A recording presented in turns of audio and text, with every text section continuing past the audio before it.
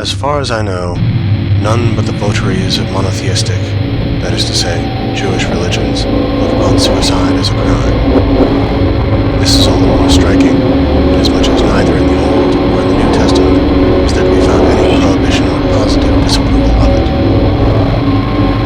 So that religious teachers are forced to base their condemnation of suicide on philosophical grounds of their own invention. These are so very bad that writers of this kind endeavor to make up for the weakness of their arguments by the strong terms in which they express their abhorrence of the practice. In other words, they declaim against it. They tell us that suicide is the greatest piece of cowardice, that only a madman could be guilty of it, and other insipidities of the same kind. Or else they make the nonsensical remark that suicide is wrong, when it is quite obvious that there is nothing in the world to which every man has a more unassailable title than to his own life and person. Suicide, as I have said, is actually accounted a crime, and a crime which, especially under the vulgar bigotry that prevails in England, is followed by ignominious burial and the seizure of the man's property. And for that reason, in the case of suicide, the jury almost always brings in a verdict of insanity. Now, let the reader's own moral feelings decide as to whether or not suicide is a criminal act. Think of the impression that would be made upon you by the news that someone you know had committed the crime, say, of murder or theft, or been guilty of some act of cruelty, deception, and compare it with your feelings when you hear that he has met a voluntary death. While in the one case a lively sense of indignation and extreme resentment will be aroused, and you will call loudly for punishment or revenge. In the other, you will be moved to grief and sympathy, and mingled with your thoughts will be admiration for his courage, rather than the moral disapproval which falls upon a wicked action. Who has not had acquaintances, friends, relations, who of their own will have left this world? And are these to be thought of with horror as criminals? Most emphatically, no. I am rather of opinion that the clergy should be challenged to explain what right they have to go into the pulpit, or take up their pens, and stamp as a crime an action which many men whom we hold in affection and honor have committed, and to refuse an honorable burial to those who relinquish this world voluntarily. They have no biblical authority to boast of as justifying their condemnation of suicide. Nay, not even any philosophical arguments that will hold water.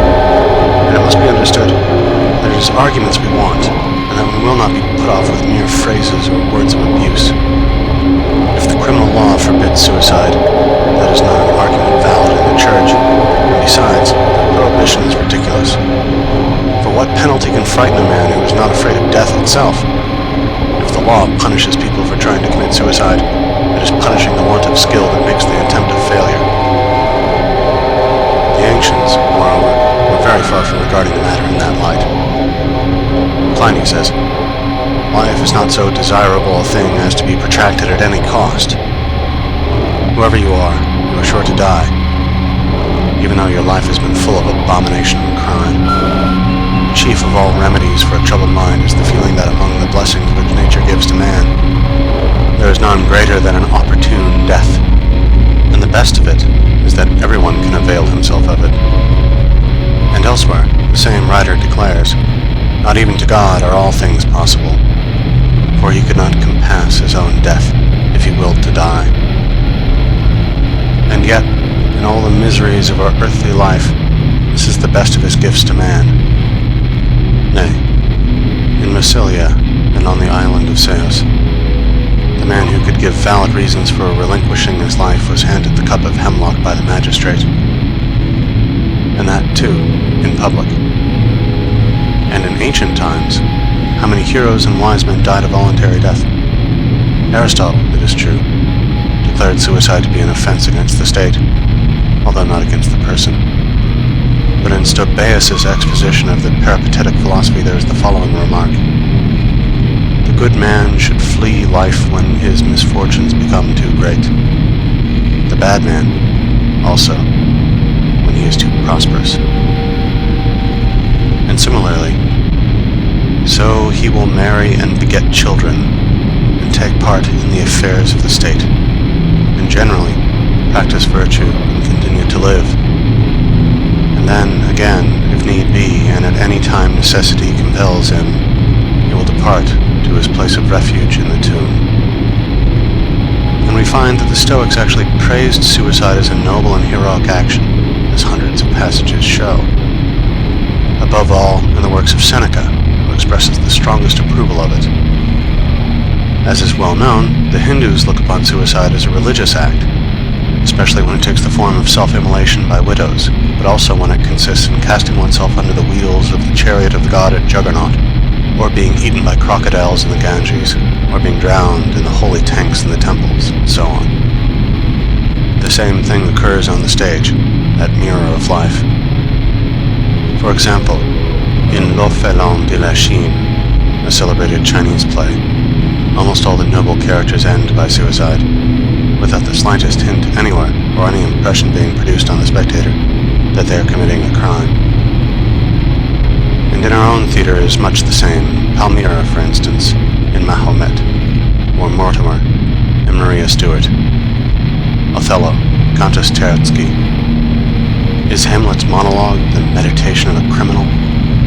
He merely declares that if we had any certainty of being annihilated by it, death would be infinitely preferable to the world as it is. But there lies the rub.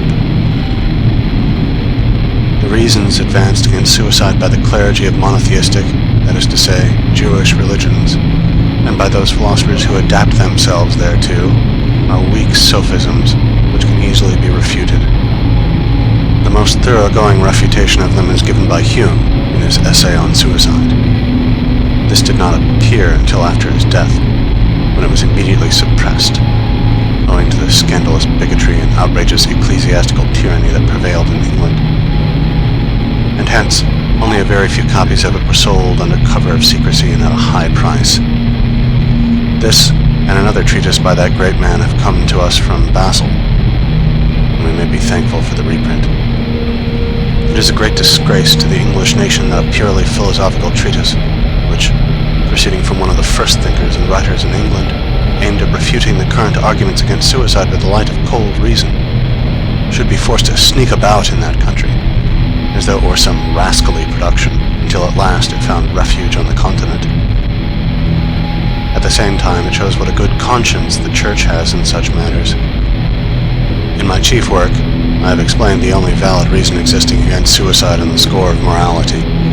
It is this: that suicide thwarts the attainment of the highest moral aim by the fact that, for a real release from this world of misery, it substitutes one that is merely apparent. But from a mistake to a crime is a far cry, and it is as a crime that the clergy of Christendom wish us to regard suicide. Translator's note. Schopenhauer refers to Die Welt als Wille und Vorstellung, Volume 1, Section 69, where the reader may find the same argument stated at somewhat greater length. According to Schopenhauer, moral freedom, the highest ethical aim, is to be obtained only by a denial of the will to live. Far from being a denial, suicide is an emphatic assertion of this will, for it is in fleeing from the pleasures, not the sufferings of life, that this denial consists. When a man destroys his existence as an individual, he is not by any means destroying his will to live. On the contrary, he would like to live if he could do so with satisfaction to himself, if he could assert his will against the power of circumstance. But circumstance is too strong for him. End footnote. The inmost kernel of Christianity is the truth that suffering, the cross, is the real end and object of life. Hence, Christianity condemns suicide as thwarting this end, whilst in the ancient world, taking a lower point of view, held it in approval, nay, in honor. But if that is to be accounted a valid reason against suicide, it involves the recognition of asceticism. That is to say, it is valid only from a much higher ethical standpoint than has ever been adopted by moral philosophers in Europe. If we abandon that high standpoint, there is no tenable reason left, on the score of morality, for condemning suicide. The extraordinary energy and zeal with which the clergy of monotheistic religions attack suicide is not supported either by any passages in the Bible or by any considerations of weight, so that it looks as though they must have some secret reason for their contention. May it not be this, that the voluntary surrender of life is a bad compliment for him who said that all things were very good? If this is so, it offers another instance of the crass optimism of these religions, denouncing suicide to escape being denounced by it. It will generally be found that as soon as the terrors of life reach the point at which they outweigh the terrors of death, a man will put an end to his life. But the terrors of death offer considerable resistance. They stand like a sentinel at the gate leading out of this world. Perhaps there is no man alive who would not have already put an end to his life, if this end had been of a purely negative character, a sudden stoppage of existence. There is something positive about it. It is the destruction of the body, and a man shrinks from that because his body is the manifestation of the will to live. However, the struggle with that sentinel is, as a rule, not so hard as it may seem from a long way off, mainly in consequence of the antagonism between the ills of the body and the ills of the mind. If we are in great bodily pain, or the pain lasts a long time, we become indifferent to other troubles. All we think about is to get well. In the same way, great mental suffering makes us insensible to bodily pain. We despise it. Nay, if it should outweigh the other, it distracts our thoughts, and we welcome it as a pause in mental suffering. It is this feeling that makes suicide easy, for the bodily pain that accompanies it loses all significance in the eyes of one who is tortured by an excess of mental suffering. This is especially evident in the case of those who are driven to suicide by some purely morbid and exaggerated ill humor. No special effort to overcome their feelings is necessary, nor do such people require to be worked up in order to take the step. But as soon as the keeper, into whose charge they are given, leaves them for a couple of minutes, they quickly bring their life to an end. When, in some dreadful and ghastly dream, we reach the moment of greatest horror, it awakes us, thereby banishing all the hideous shapes that were born of the night. And life is a dream. When the moment of greatest horror compels us to break it off, the same thing happens. Suicide may also be regarded as an experiment, a question which man puts to nature, trying to force her to an answer. The question is this: what change will death produce in a man's existence and in his insight into the nature of things? It is a clumsy experiment to make, for it involves the destruction of the very consciousness which puts the question and awaits the answer.